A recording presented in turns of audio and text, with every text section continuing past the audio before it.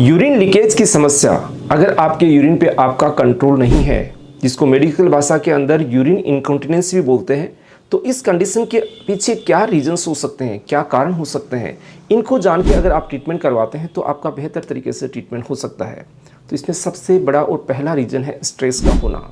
अगर मान लीजिए आपका सिस्टम कहीं ना कहीं स्ट्रेस फील कर रहा है तो आपकी पेल्विक फ्लोर की जो मसल्स होती हैं उन पे आपका कंट्रोल धीरे धीरे कम हो जाता है, जिसके कारण यूरिन पास होने लग जाता है।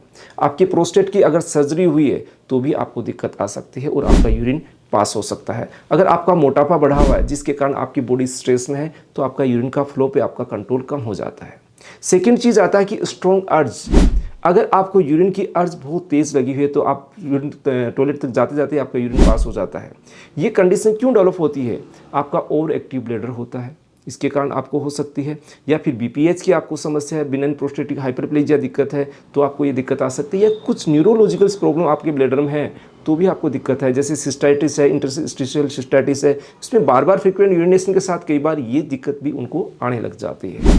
इसके अलावा ओवरफ्लो अगर आपका ब्लैडर हो जाता है, जैसे बीपीएच के अंदर है, डायबिटीज़ मेलाइटिस के अंदर है, या नर्व कोई डैमेज होगी तो ओवरफ्लो के कारण कई बार यूरिन आपका अपने आप पास होता है, जिस पे कंट्रोल नहीं रहता है।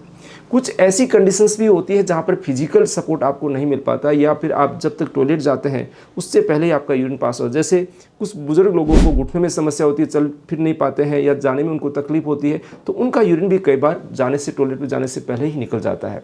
तो ऐसी कंडीशन के अंदर होम्योपैथिक मेडिसिन बहुत अच्छी सक्सेसफुल होती है। आप इनकी हेल्प ज़रूर लीजिएगा। मिलते हैं नए पार्ट के अंदर।